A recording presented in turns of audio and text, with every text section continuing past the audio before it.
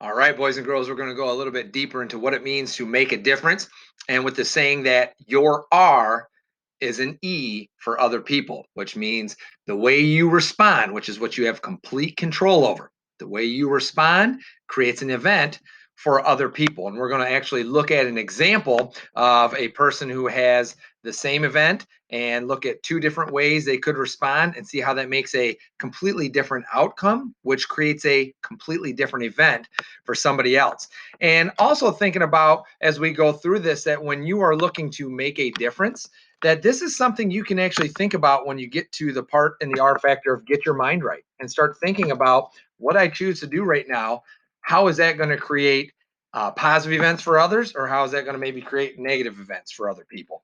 So let's take a look. Your R is an E for others. When you look at E plus R equals O, remember R, your response is what you have complete control over. So you can completely control if you're going to make a positive difference for others or if it's going to be a negative difference for others. And one of the things we have to understand is many of the events we're going to encounter or come across are what other people choose to do. You're around so many different people, could be family members, could be friends, people at school, people at the store, people you don't know. And everybody's going to have their own responses that they give.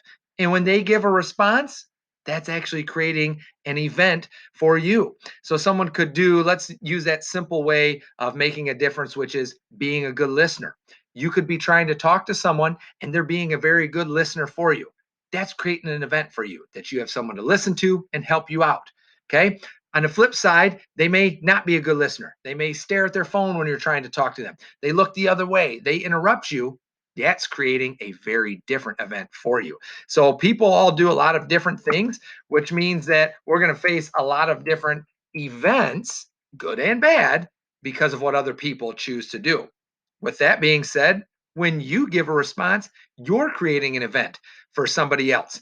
So I like this image that comes with the one guy who's shining bright. You could be that one person who makes a positive difference for a large group of people with just the way you choose to respond.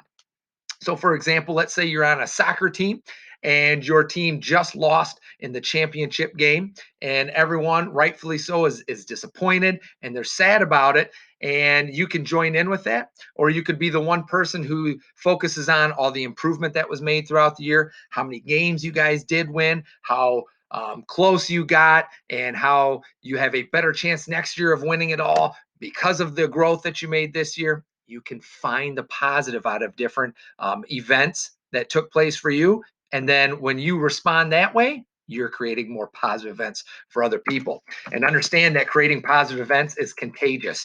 That means that it spreads. When you create positive events for other people, it makes them feel good and usually make positive responses or above the line choices that then makes a positive event for somebody else. And then it spreads and it spreads and it spreads. So creating positive events, making those above the line positive responses can be start with something simple with just a couple people and then spread to an entire school, entire community, and so on. So let's look at an example here. Let's say here's the event. You had a bad morning. There was no hot water for my shower. I didn't like my breakfast and I didn't have my homework ready for school. My friend Bob, who's my best friend, said hello when I got to school. Well, I got different ways that I can respond to this because you got to remember, I've had a very, very bad morning. I could, let's go to the below the line responses. Yell at Bob, just leave me alone. My morning stinks and I don't want you to make it worse. Think of the event I just created for Bob because of my bad morning. Okay. He may think the outcome is he thinks I'm upset with him. He's wondering what he does wrong. And now he doesn't want to be around me.